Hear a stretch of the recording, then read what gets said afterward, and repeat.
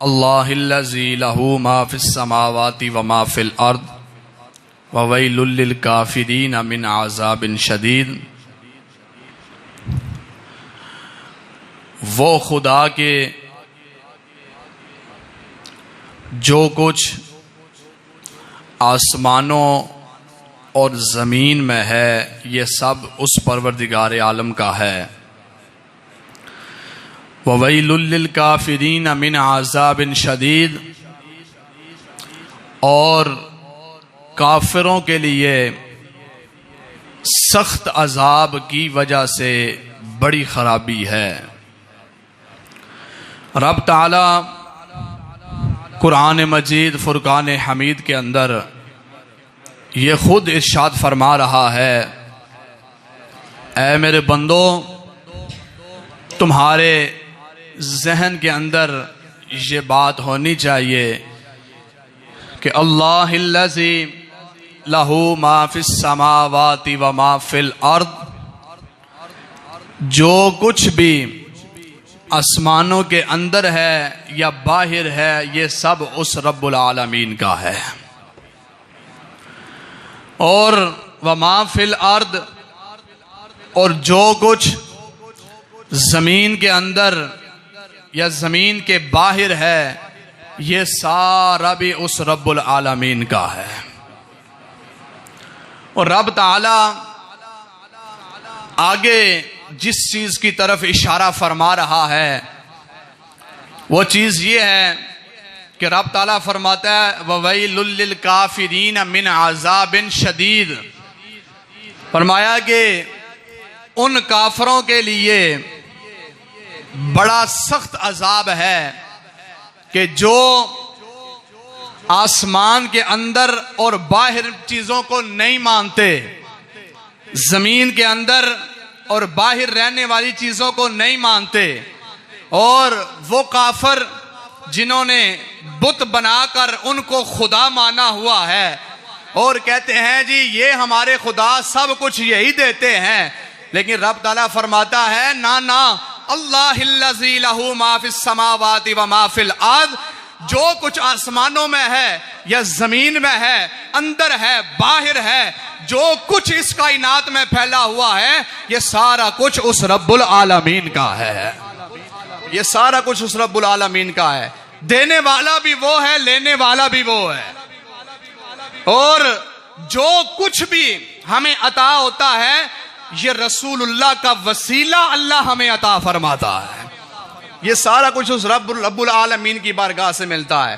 क्योंकि काफिर तो बुत बनाते रहे जी ये हमारे खुदा हैं जी, यही हमें सब कुछ देते हैं, लेकिन उन्हें खबर नहीं थी कि ये कुछ भी नहीं है, हैं जी, ये कुछ भी नहीं।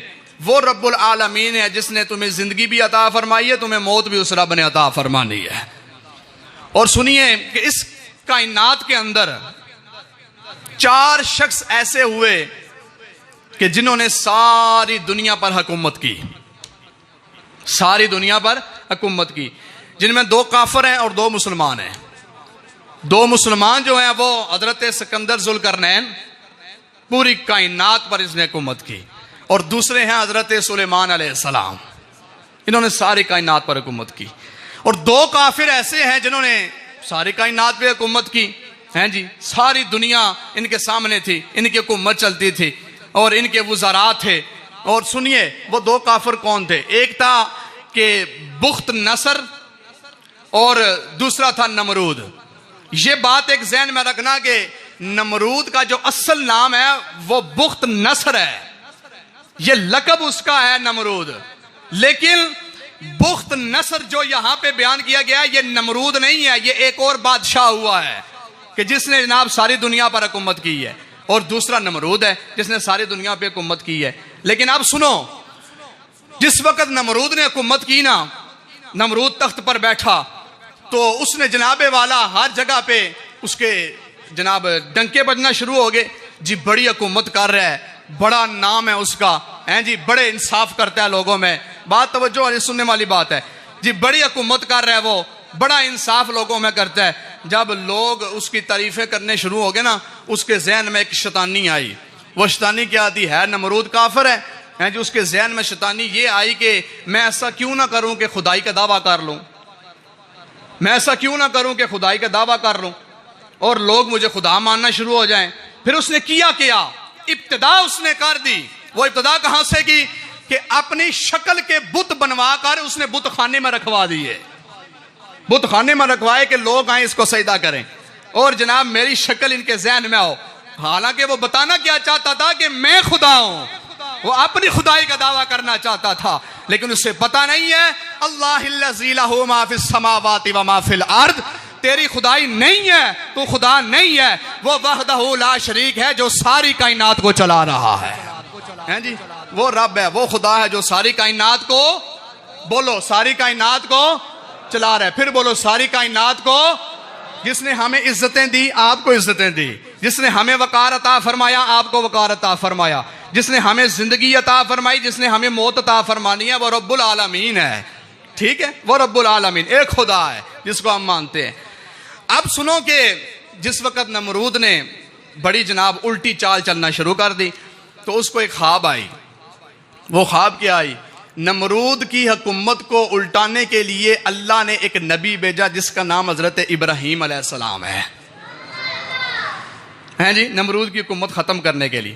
अभी हजरत इब्राहीम पैदा नहीं हुए, अभी हजरत इब्राहीम अलैहिस्सलाम का नुत्फा हजरत इब्राहीम की मां के पेट में नहीं आया तो नमरूद को पहली परेशानी शुरू हो गई है, नमरूद को पहले खफकी शुरू हो गई। वो कैसे हुई, सुनना बड़ी तवज्जो के साथ।